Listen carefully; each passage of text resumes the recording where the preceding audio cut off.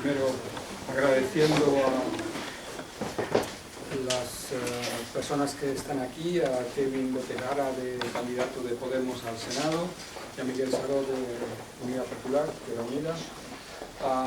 Hay que decir que están invitados todos los partidos insistentemente, de modo que su ausencia es también una decisión. Y también, puesto que digo que están invitados todos, tenemos que decir que hemos tenido un lapsus y no hemos invitado, no hemos pensado en UPyD, de manera que a ellos somos nosotros los que les debemos las disculpas. Gracias a los asistentes, gracias siempre a la Vorágine por ofrecernos este espacio al que nunca debemos acostumbrarnos como un hecho normal, y yo por mi parte también, pues gracias a toda la infraestructura de cocina de Libres que pues ha preparado esto, ha organizado y difundido y todo lo demás. Bueno, como es conocido, el acto tiene que ver con las elecciones del 20 de diciembre y tiene que ver también con el perfil de Libres, ¿no? Libres ha organizado varios actos más públicos como estos, desde su preocupación por lo que tiene que ver con este conjunto de leyes que afectan a los derechos fundamentales. En el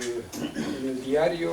de ayer, el último, ¿no? Porque todavía no está, hay una noticia que tiene que ver con esto que estamos comentando. Ana Outerelo y Tamara Vidal, que estaban pendientes del indulto, pues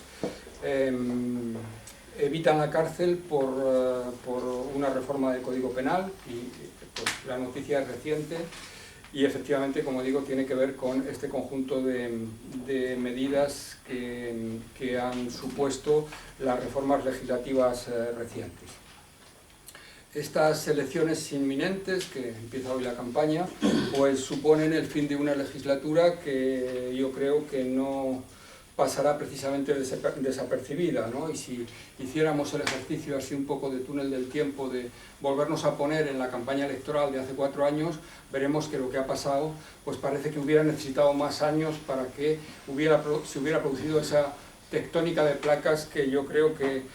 hemos conocido, ¿no? Yo voy ahora a leer un poco el diagnóstico que hace Libres del estado de cosas de los últimos años, y luego enseguida, pues con algunas otras consideraciones, pasamos a la intervención de los invitados. La legislatura que ahora concluye ha estado marcada por la represión de las movilizaciones que respondían a la política austericida y de privatización del gobierno del Partido Popular y por el establecimiento de una batería de leyes destinadas a recortar los derechos y las libertades. Ha dejado innumerables sanciones económicas y penas de prisión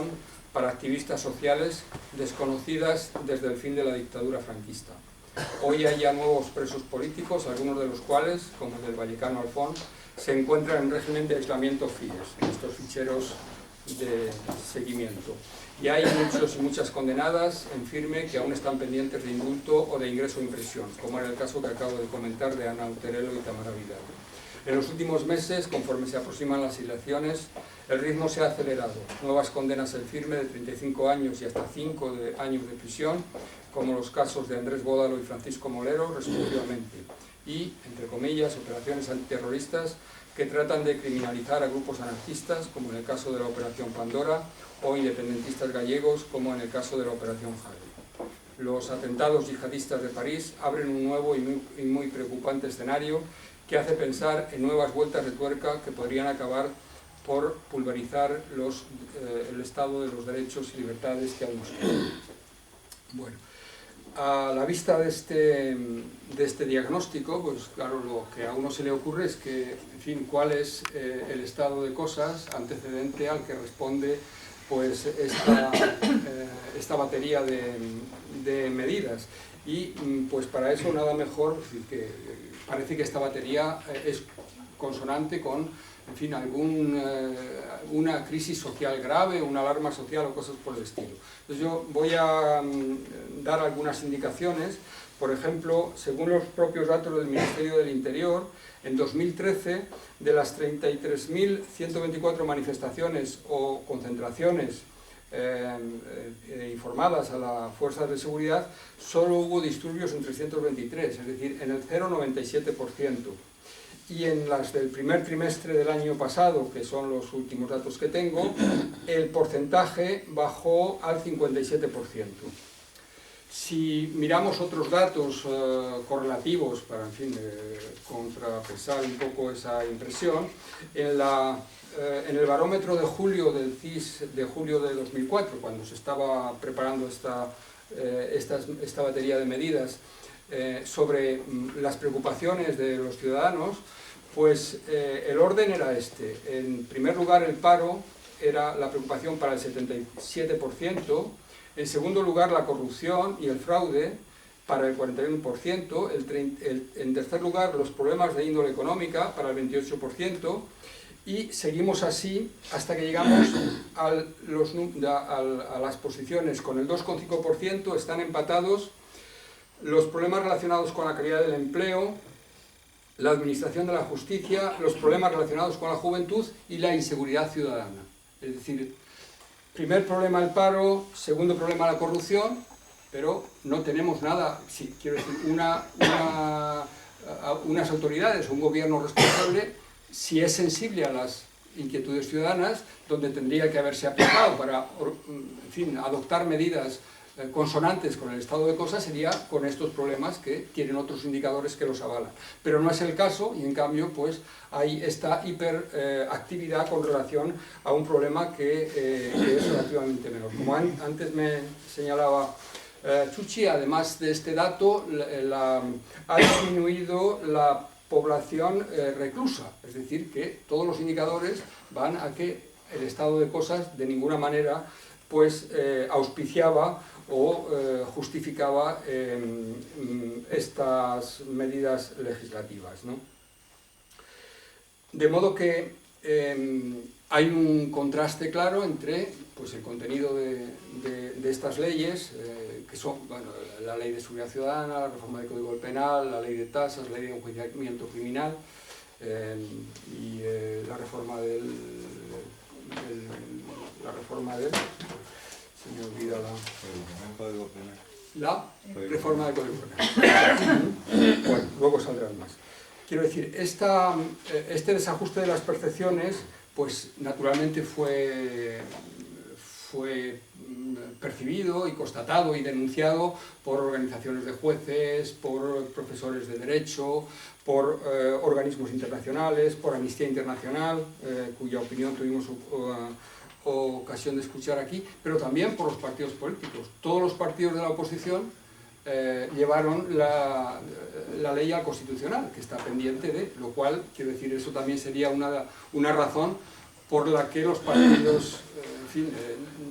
creo, les habría interesado estar aquí para decirlo, al menos los partidos que mostraron entonces su disconformidad con la ley. Pero podíamos pensar que eso era una cosa interna o así una cuestión de percepción, o que a lo mejor en Libres y en otros sitios pues tenemos una visión sesgada de las cosas, ¿no? Pero como seguro que muchos de ustedes saben, en abril, el 23 de abril de este año, el New York Times publicó en su editorial, se titulaba bueno, una ley de mordaza ominosa en España, ¿no? Y donde decía que bueno, pues se refería a esa protesta con hologramas virtuales y señalaba increíblemente casi las demás protestas pacíficas van a ser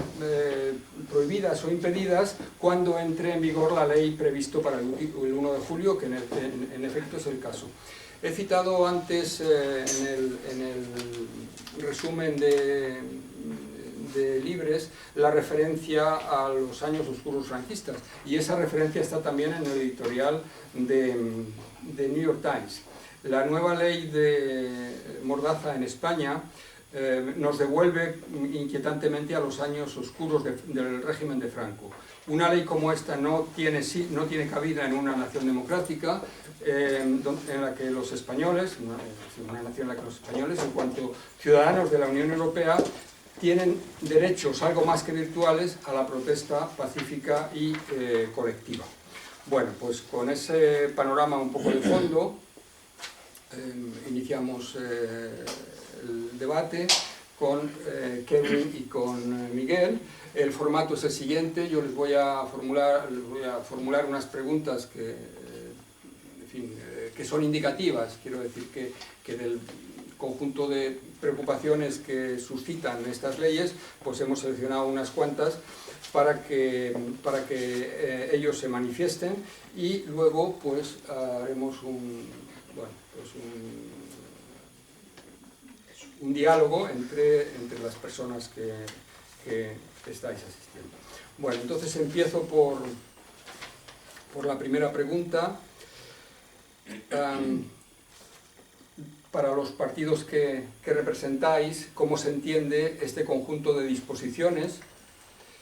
que, como sabéis, desde muchos ámbitos bien autorizados, consideran que suponen recortes a las libertades y a los derechos fundamentales? Pues vamos alternándonos en el comienzo. ¿Quieres empezar, Miguel? Y si queréis también hacer algún comentario o alguna, no sé, puntualización a lo que he señalado antes, pues... Bueno, creo que ya has avanzado un poquitín en el diagnóstico, en tu intervención inicial, de lo que es en suma esta, que es un conjunto no solamente de reformas legislativas que tienen impacto directo sobre normas que regulan el ejercicio de derechos fundamentales, sino también actuaciones concretas de poderes públicos con la legislación que existe para fortalecer pues, los aparatos de poder, de represión, las potestas, que nos decían a nosotros los que estudiábamos derecho al comienzo, que es el poder de coacción, la policía, etcétera, y que lo que llevan a hacer es básicamente, en el momento en el que existe una crisis económica, una crisis social, intentar evitar que esa crisis económica y social encuentre una vía de escape a través de la movilización ciudadana que pueda convertirse en una herramienta real de empoderamiento político, en definitiva. Porque yo creo que a estas alturas todo el mundo tiene claro que una alternativa política, si no va acompañada de una actividad en la calle, de movilización, no puede de forma viable hacer un cambio real de la estructura, de las bases sobre las que se asienta el sistema económico y político. Entonces este diagnóstico lo han hecho muy claramente quienes nos mandan, los mandatarios de quienes nos mandan, podríamos decir, y han visto que la única forma de escarmentar y de evitar que este conjunto de movilizaciones sean realmente efectivas es utilizar lo que se llama retribución y prevención general. Yo no sé si algunos habéis leído el libro de Foucault, Vigilar y Castigar. Es un gran libro, habla mucho de lo que es el sistema penitenciario, el sistema penal, y habla al principio del libro, describe lo que era una ejecución en el antiguo régimen, en la cual se tortura a una persona, se le desmembra, es algo salvaje leer eso. Y eso era algo que tenía que ser público para que tuviera su efecto y se viera. Entonces, actualmente no se utilizan esos medios, lo que se hace es, primero, lanzar globos sonda, como se han lanzado sobre modificaciones legislativas que iban a hacer casi imposible o dificultar mucho es el ejercicio de esos derechos de participación y de reunión a los que he hecho referencia, las movilizaciones a las que hemos estado todos y hemos visto, para desincentivar ese tipo de ejercicio de la libertad crítico, no un ejercicio de libertad encauzado por las instituciones, de un minuto de silencio aquí, una concentración de 20 minutos encabezada por el señor alcalde del ayuntamiento o por el señor presidente del gobierno, donde fuera. Y a través de este recorte de libertades, primero predicado y luego llevado a efecto con reformas legislativas y con la actuación de la policía en instrucciones, y luego hablaremos de ello, de asuntos relacionados con por ejemplo, huelgas, derecho de huelga, donde la instrucción de las causas predispone ya la sentencia, la facilita, con una actuación de la policía muy claramente encaminada a crear, por ejemplo, la existencia de un grupo terrorista donde no existe nada parecido, entonces ya está predisponiendo o ayudando al fiscal a calificar una conducta como delictiva y está diciendo a todo el mundo que se mueve en un ámbito, digamos, de respuesta crítica y social a la realidad, le está predisponiendo o le está poniendo ya el miedo. Sigo actuando, ¿qué me voy a encontrar si continúo siendo crítico y paso algo más que es mandar tribunas de prensa a los periódicos, por ejemplo, que es algo perfectamente legítimo, pero puede que no sea suficiente? Entonces yo creo que está encuadrado dentro de esa represión previa a los movimientos sociales para que no se organicen y dejen de utilizar la calle para reclamar lo que también en las instituciones debemos reclamar, y que es la única forma de conseguir un efectivo cambio, digamos, de las estructuras de poder para evitar pues, lo que es la crisis. Hemos hecho una lectura de la crisis, puede variar, pero vemos todos claramente que hay una parte política y otra parte que está en la base social y económica de la población. Esas preguntas nos interesan que nos las hagamos, ni que pongamos los medios para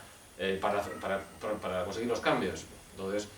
haciendo este diagnóstico, lo suyo es reprimir, castigar y cambiar las leyes y hacer utilizar los altavoces del poder para que nos vamos todos, para que no nos movilizamos. Vale, bueno, yo en primer lugar quería disculparme porque, bueno, tampoco tenía claro si iba a venir yo a este debate. También ha habido problemas técnicos que no me ha llegado el guión de las preguntas y tampoco llego especialmente preparado para aportar conocimiento o datos al debate tanto como me gustaría, sobre todo porque soy estudiante, además me gusta siempre prepararme bien, así que en ese sentido creo que voy a aportar menos de lo que en otras circunstancias me hubiera gustado aportar en cuanto a contenido de conocimiento, más allá de las medidas que podamos llevar o la opinión que tengamos al respecto, que además en origen el formato se planteaba que iba a ser un debate, pero viendo quienes hemos asistido finalmente a este evento, ya no sé si casi se puede llamar debate porque no parece que vaya a haber mucho disenso en cuanto a la opinión respecto a este tema, al menos desde luego en el diagnóstico, y estoy seguro que tampoco en las medidas ante ello. Realmente en sí tampoco hay mucho que aportar en la parte del diagnóstico, ha sido bastante buen análisis y todos sabemos realmente, todos hemos estado viviendo, los que estamos aquí, estamos en la calle, estamos en manifestaciones y estamos activos haciendo crítica social y crítica política y por tanto conocemos bastante bien la situación. Todos tenemos incluso compañeros que pueden llegar a estar afectados. Mismamente yo dentro de Podemos tengo a Marcos Martínez, que es afectado de aquella plataforma de Preguntar no es delito, cuando sencillamente, bueno, al entonces presidente del gobierno de Cantabria, que se presentaba a ser preguntado abiertamente por estudiantes, pues unos estudiantes le interesaban y otros no. Es parte también de ese diagnóstico de la situación. Bueno, todos conocemos, creo, la plataforma Preguntarnos Delito y el caso. Así que aportar en cuanto al diagnóstico es difícil, por esto que digo que conocemos y venimos experimentando. Contar también, o recordar, porque como digo, todos estamos siendo víctimas y testigos de estas acciones, que esto también se activa coincidiendo con la entrada al gobierno de España del Partido Popular en el mismo año que ocurrió el 15M, que fue, para bien o para mal, una activación temporal o se pueden tener también que pueda llegar a tener un recorrido más a medio o largo plazo, aunque bueno, en esos procesos históricos que bueno, sería entrar en otros debates, pero que fue un revulsivo en este país, bueno, bastante relevante. Se vieron cosas que hacía tiempo que no se veían y se dio una activación mayor tras varios años de afección de la crisis económica, que se ha convertido no solo en una crisis económica, es una crisis política y una crisis social, sobre todo más allá de números económicos, porque al final lo que importa es que trasciende mucho más allá de los datos macroeconómicos. Pues hubo una activación de mucha más gente, o de gente que estaba activa pero no estaba tan presente o no tan consciente de las necesidades, y con ese aumento de la crítica, de la queja, esa activación ciudadana de conciencia respecto a los derechos que se le estaban recortando y lo que suponía para su vida diaria, pues eso implicaba que hacía falta además unas nuevas medidas para paliar esta molestia, porque lo que se entiende que es estas quejas de los movimientos sociales o de la sociedad activa y con conciencia crítica y actitud crítica, una molestia que había sobre todo que represaliar, y hay que utilizar esa palabra porque no deja de ser una represalia, porque estaba siendo claramente molesta. Si hubiera seguido probablemente en una activación menor, que insisto, históricamente, bueno, tengo mi toque de venir de las humanidades y me cuesta un poco salir también de esa óptica, la crisis iba a llevar a esa activación sí o sí en algún momento. Pues si no se hubiera dado esa activación probablemente no hubieran tomado estas medidas, porque no habría habido una queja tan acerada o tanta presencia de la sociedad civil en sus peticiones sociales.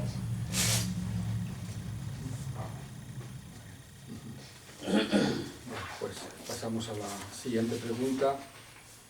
Una de las críticas que se han hecho a la Ley Orgánica de Protección de la Seguridad Ciudadana, el nombre técnico de la Ley Mordaza, es el abuso de las expresiones ambiguas. Y este conjunto de expresiones ambiguas lo que significa es que deja un amplio margen de discrecionalidad para una interpretación restrictiva y, digamos, negativa, ¿no? En detrimento de... En relación a esta ambigüedad, pues es esta segunda pregunta en relación al tema del terrorismo que has mencionado antes, Miguel. ¿Cómo consideráis o cómo interpretáis las acusaciones de terrorismo para activistas como Alfón o los anarquistas del caso Pandora y los independentistas del caso Haro en Galicia? Bueno, en definitiva, valorar la elasticidad con la que se utiliza este concepto en estos casos y presumiblemente refugiado, obviamente ahora volveremos luego con ello, pues en este clima que ha generado los atentados del país. Bueno, son dos casos y hay unos cuantos más. Hay cosas en común en estos tres casos, hay otras son distintas.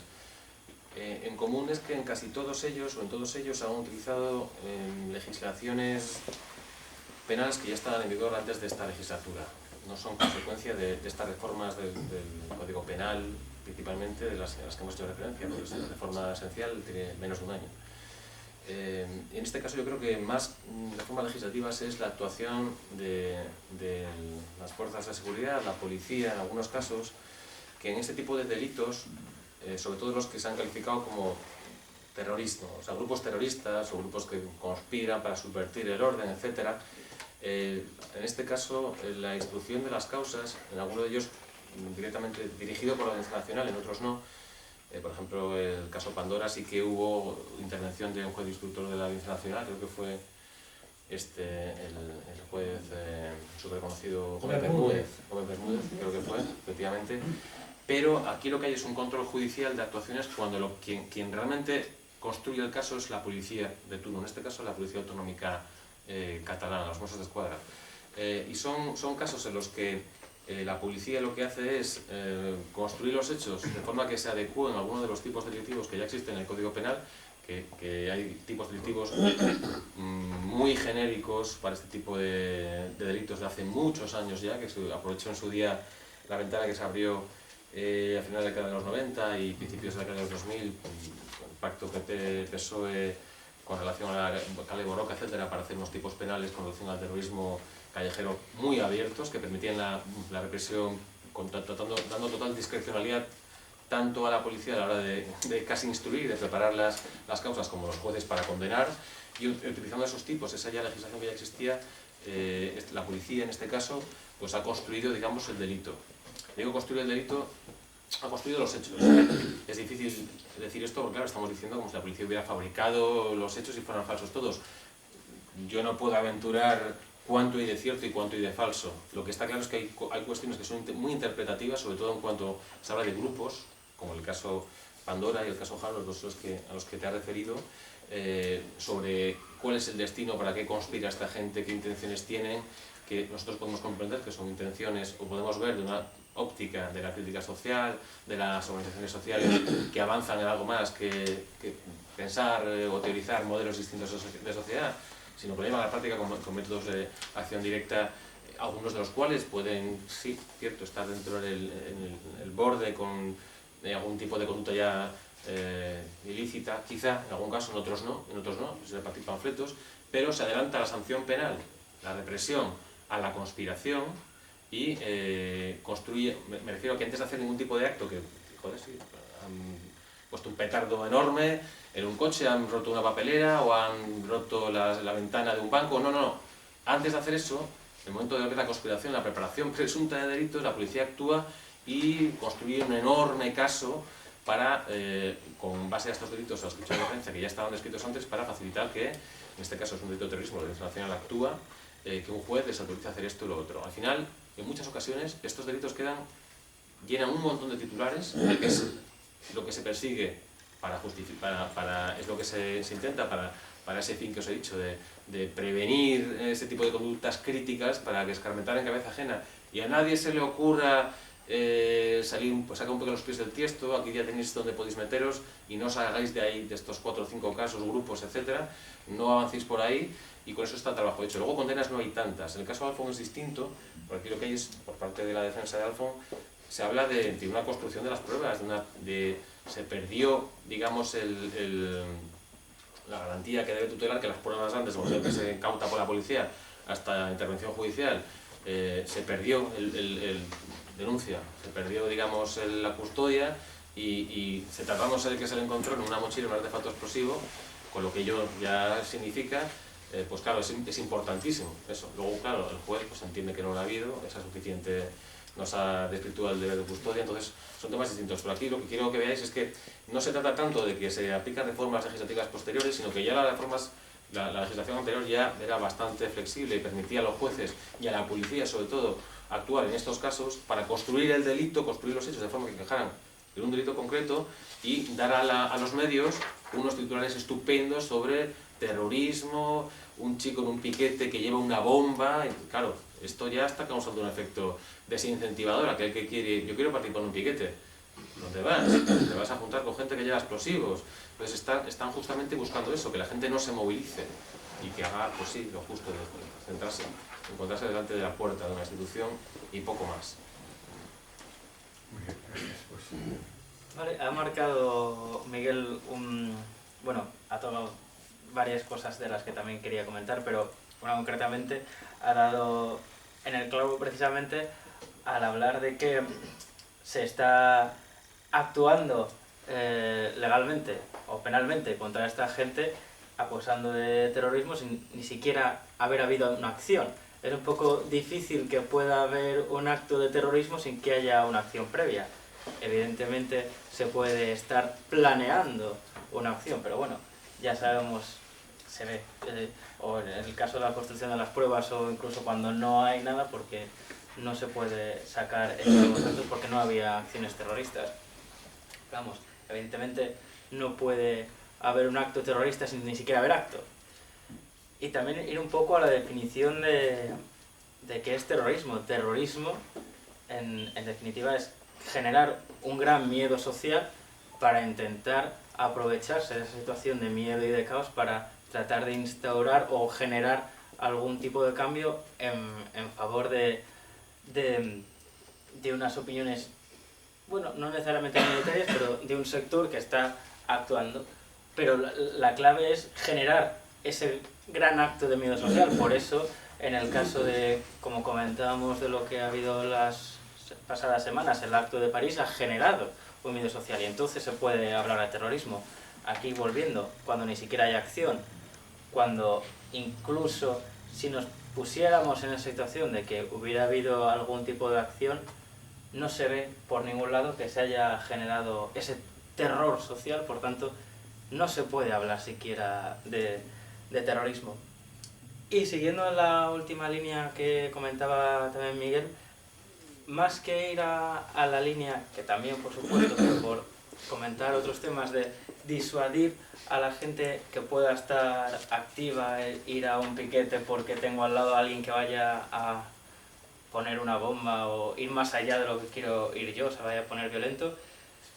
Voy a ir más a lo que afecta a la gran parte de la población, que es la que más se ve afectada por precisamente los titulares de periódicos, más que aquel que se puede acercar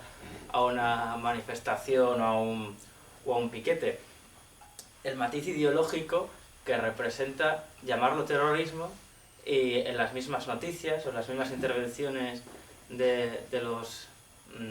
representantes o cargos públicos, políticos, se habla también de antisistema en estos casos. Estamos haciendo un matiz ideológico bastante sesgado en el que estamos asociando términos como terrorismo y antisistema, utilizando también antisistema que se utiliza de una manera bastante vaga e imprecisa para caer en ese inconsciente colectivo y poder utilizarlo como arma verbal ideológica, y haciendo esa fusión de conceptos entre algo que tenemos muy claro y que no nos gusta, evidentemente, es el terrorismo, con este concepto vago pero que es tan útil para generar conciencias como antisistema. Lo que estamos llevando, o lo que están intentando llevar, es a calmar no tanto a quien se pueda acercar a un acto reivindicativo, sino a generar más crítica ante esto de la mayoría social, y entonces estar más a favor del statu quo y llevar hacia la inacción y la solicitud o la petición de que nada cambie y se quede como está, que es al final lo que les interesa a los que sostienen el poder en este momento. Y además, añadir el matiz, no solo esto de para parar la acción, sino lo que se hace es generar una penalización, ya no solo legal, sino una penalización moral de unas ideologías que no les interesa, porque al final esa penalización por ser anarquista, ser en el sistema, no hay nada necesariamente malo, ni siquiera constitucionalmente, no hay nada necesariamente malo dentro de las libertades de conciencia y libertad de pensamiento, ser anarquista o estar de acuerdo con posturas anarquistas, pero se utiliza de esta manera para generar también ese rechazo hacia ideologías diferenciadas que también pueden fomentar el sacar del poder o limitar o limar las cotas de poder que los que lo ejercen actualmente tienen. Tienes una silla. Bueno, gracias. Perdón, por ir a disculparme. Bueno, y ahora pasamos al lado de las propuestas. ¿Vienes por el PSOE? Sí, sí. Muchas gracias, señor. Entonces, Casi, bueno, yo soy el moderador, casi que no soy presente, un poco de... sí, bueno, yo soy Ricardo Cortés Lastra, soy el número 2 al Congreso de los Diputados por el Partido Socialista Obrero Español. Bueno, ahora mismo soy abogado. Bueno, especialmente quería llegar a esta charla. Cuando hablamos por teléfono me daba cierta rabia no llegar, porque yo soy el abogado que ha presentado ante el Constitucional bueno, pues el asunto de la ley Mordaza, ¿no? Entonces, el recurso, por lo tanto, bueno, pues quería un poco también que viésemos un poco a fondo el propio recurso y que habláramos y ver un poco más la perspectiva, independientemente también, ya no solamente de esa ley, sí, ley 4/2015, de 30 de marzo, sino también ver ahora mismo, que he entendido que vamos a hablar también sobre seguridad, ¿no? Libertad, ese debate que está tan abierto ahora mismo, yo creo en las agendas, y que bueno, pues que... Pues casi si lo hubieras previsto, llegas justo al tiempo, porque fíjate lo que tengo aquí para vamos a la pregunta de las propuestas, y yo iba a iniciar esta pregunta recordando que la oposición, tengo un titular del periódico, la oposición lleva la ley Mordaza al Constitucional, es un reporte de mayo de 2015, y aquí figura que firman el documento el PSOE, UPyD, Izquierda Plural y el Grupo Mixto. Antes dice que CiU y PNV consideran la ley inconstitucional, pero a última hora no secundaron el recurso. Y el asunto de CiU, pues, en fin, me sirve un poco de pretexto para señalar algo antes que ha apuntado Kevin en relación a en fin, a poner en relación estas medidas con el 15M, ¿no? La Generalitat, junto con la Fiscalía, recurrió los hechos del Parlamento y ahí, quiero decir, en primera instancia fueron declarados absueltos y ha habido un recurso y obviamente lo ha hecho la Generalitat, en la que estaba CIU y particularmente Félix Puig, que era el encargado de Interior en esos casos. Han dado sentencia ayer, el Tribunal Supremo ha anulado el indulto, tienen que volver al Maco. Pues con eso, gracias Juan, con eso la pregunta esta es: ¿qué propuestas los partidos que representáis tenéis en vuestro programa electoral en este terreno de la defensa de los derechos y libertades afectadas por esta batería de leyes, ¿no? Las leyes Mordaza, la Ley Orgánica del Poder Judicial, la reforma del Código Penal, la Ley de Enjuiciamiento Criminal? Entonces, pues quizá empieces ahora tú, Kevin. Vale. Bueno, como comentaba, tampoco soy experto en este tema y respecto a las medidas concretas a lo que más me va a remitir es al propio programa electoral. Por supuesto, la primera medida es derogar las leyes Mordaza. O sea, no podemos estar en contra y plantear cualquier tipo de postura que no sea la derogación absoluta. Además, comentabas al principio esos datos del CIS de la preocupación ciudadana respecto a estos temas anteriormente, que era ninguna prácticamente. Por tanto, no solo no es ineficaz para lo que supuestamente se pretende hacer, lo que se dice, eficaz para lo que sí se pretende hacer desde quien lo lleva a cabo, sino que además no es necesario. Por tanto, no siendo necesario y no siendo útil, incluso lesivo para la sociedad, lo que hay que partir es de la derogación. También planteamos otro de los puntos que habíamos comentado, la derogación también absoluta de la Ley de Enjuiciamiento Criminal, tal y como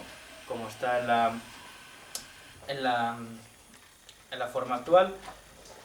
Y también planteamos una creación de la Oficina de los Derechos Humanos, dependiente de la Presidencia, que vele en colaboración también con los defensores del pueblo, pues por el cumplimiento efectivo de los derechos humanos en nuestro sistema penal y legislativo. Porque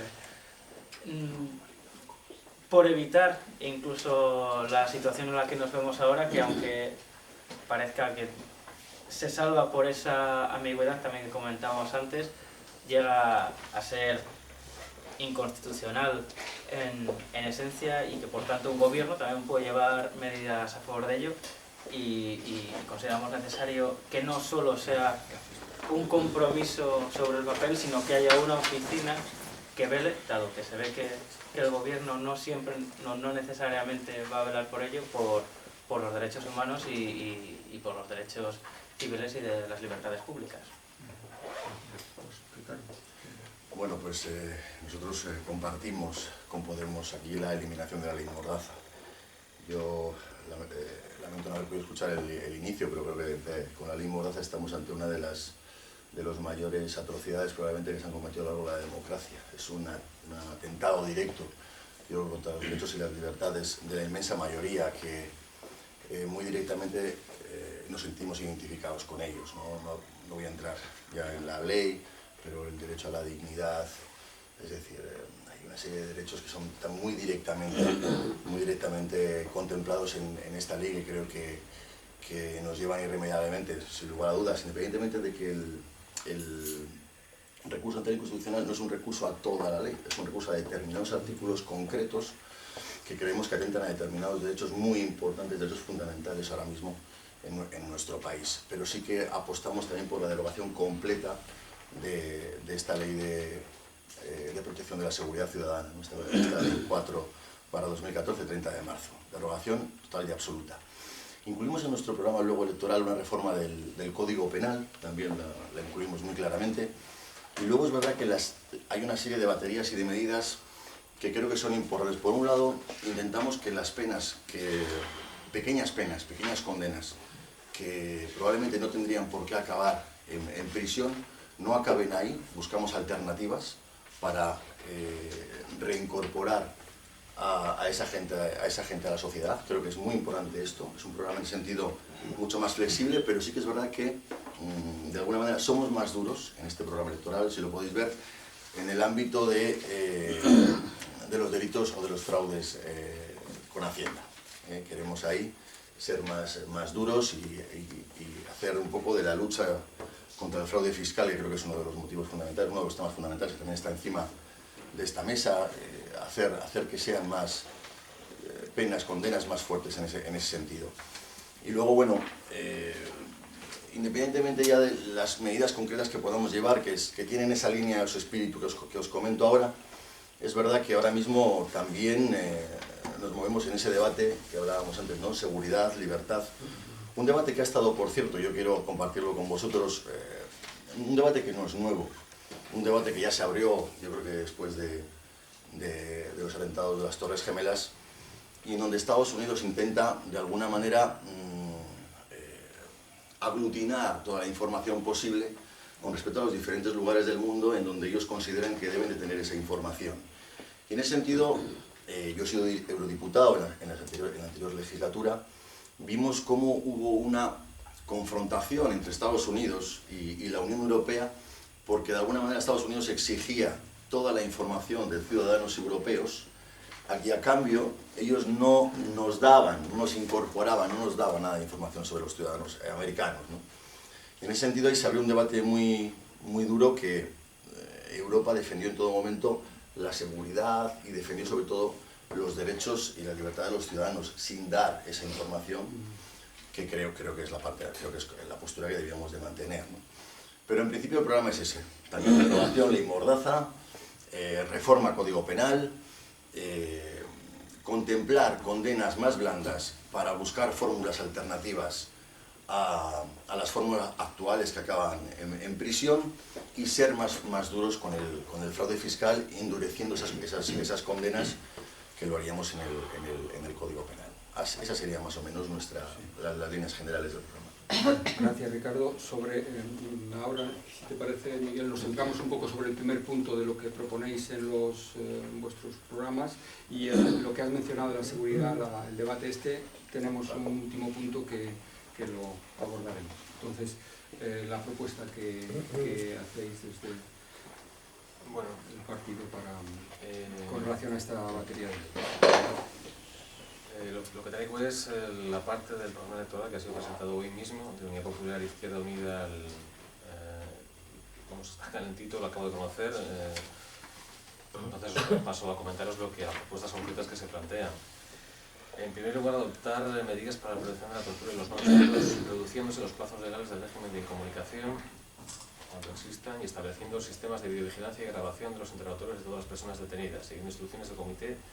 de Prevención de la Tortura. Está claro, y yo creo que todos somos conscientes que en muchas ocasiones, y quizá no tanto por una instigación del poder político, muchas veces las fuerzas de seguridad, en algunas ocasiones, no actúan tanto por exceso de celos, sino por una cuestión ya personal, muchas veces, porque cada carácter es distinto. Y bueno, yo he sido abogado de turno a oficio y he visto muchas veces cosas que son bastante chocantes a un delincuente común, que no, en principio un profesional, un funcionario debería tener otras herramientas para calmarle cuando está, no sé, igual puede estar bajo los efectos de alguna droga o no, o es que es una persona violenta, lo que hacen es soltarle un bofetón o darle un buen golpe y darle una pequeña paliza para reducirle. Esto es una pequeña cosa que ocurre y que no es tan extraño verlo en las actuaciones de las diligencias policiales. Pero lo más grave de todo no es eso, es cuando en un sitio cerrado, cuando se está practicando una diligencia policial de las muchas que ocurren después de una detención, desde penalización, previas a la intervención de un abogado, a veces hay violencia bastante grave. Para evitar esto y para facilitar el trabajo de la policía, lo suyo sería que, con una reforma legislativa completa, porque esto no es una cuestión de modificar solamente la ley de enjuiciamiento criminal, se habiliten la posibilidad de videograbación en las salas donde se practican esas diligencias. Para evitar eso, creo que redundaría en el buen trabajo de la policía y la garantía de la seguridad de las personas que están sometidas a detención. También exigir a jueces y fiscales un extremado rigor en el cumplimiento del deber de investigar de forma efectiva actos de tortura y malos tratos, y al personal sanitario que cumplimenten rigurosamente los partes médicos de lesiones y precisen sus causas. Lo primero es obvio, a nadie escapa que es un delito gravísimo cometido por un funcionario público, tortura, pero lo segundo es algo que no se habla mucho y en muchas ocasiones que el tratamiento que dan los servicios de urgencias a los lesionados cuando vienen por el protocolo de detención es muy ligero porque ellos trabajan cotidianamente con las fuerzas de seguridad y a veces viene gente, pues en fin, que no es del agrado de los sanitarios, y a veces pasan, yo he visto cosas extrañas de gente que viene con lesiones graves y se recogen el parte de urgencias, el protocolo de detención, el parte de urgencias que se tramita, cosas que son valoraciones subjetivas que no están basadas en hechos objetivos, cosas muy extrañas. Entonces, habría que exigir que esto no ocurra. No digo que sea algo general, puede ser extraordinario, pero ocurra. Erradicar el indulto de funcionarios o funcionarios convictos de delito de tortura, modificando la ley de indulto, y exigiendo una motivación mucho más exhaustiva del indulto del que se realiza después de la modificación de la reforma del año 88 de dicha norma. Modificar el artículo 174 del Código Penal, de acuerdo con la definición de la Convención contra la Tortura, incluyendo la tortura cometida por otra persona en el ejercicio de funciones públicas, de autoridades y el funcionario, y tipificando que la tortura se realice con la finalidad de intimidar o coaccionar, incrementando las penas por actos de tortura. Suprimir del Código Penal la prisión permanente revisable, una pena inhumana, cruel y degradante, está claro, esto es una cadena perpetua y contraria a lo que establece la propia Constitución española en cuanto a los fines de la pena, la prevención especial, principalmente, algo que hace referencia antes Ricardo Cortés al cambio de medidas penológicas en cuanto a evitar que delitos con penas pequeñas acaben siempre en prisión y sustituir esa prisión por otro tipo de medidas que faciliten esta prevención especial. Es una propuesta valiente que hay que aplaudir, pero lo cierto es que el sistema penitenciario español, creo, desde mi punto de vista, que ha abandonado o es muy poco optimista en cuanto a servir los fines de prevención especial y el tratamiento penitenciario específico. Lo que hay es un Estado, una administración defensista que lo que hace es proteger la sociedad y prevé lo que quiere es mantener al reo lo más lejos posible de la sociedad el mayor tiempo posible. En la mayor parte de los casos, salvo aquellos que tienen un contacto con la sociedad permanente porque tienen muchos medios económicos, facilidad para conseguir un trabajo inmediato, etc., lo que hay es una visión de los equipos técnicos de los fondos penitenciarios de que vamos a tener lo más lejos posible de la sociedad porque como salga y la líe, yo soy el responsable. Y en muchas ocasiones es puro defensismo. No hay verdadera intención de tratamiento sobre el reo, sobre las causas que han podido llevar a delinquir. Es cierto que hay gente que son psicópatas, efectivamente, pero la mayor parte de los reos, de los penados, están en esa situación con causas relacionadas con su extracción social, causas económicas, etc. Y luego, por último, regeneración democrática, pues lo que hemos dicho anteriormente, derogar la ley Mordaza, la ley orgánica 4/2015, perdón, y también la reforma del Código Penal que se hizo a través de la Ley Orgánica 1/2015 para restituir el contenido básico del derecho a la unión pacífica y libertad de expresión reconocidos en el Pacto Internacional de Derechos Civiles y Políticos y el Convenio Europeo de Derechos Humanos. Bueno, pues muy bien, gracias por la concreción. La siguiente pregunta tiene que ver con una respuesta a estas medidas, es la iniciativa de amnistía social. Yo creo que la pregunta esta a lo mejor podemos ser más breves para dejar más tiempo para luego el debate. Entonces, ¿cuál es vuestro punto de vista o vuestra opinión sobre esta iniciativa de amnistía social que está siendo puesta en marcha por diferentes colectivos en fin, preocupados por este estado de cosas? Pues, ¿quieres empezar tú mismo? Bueno.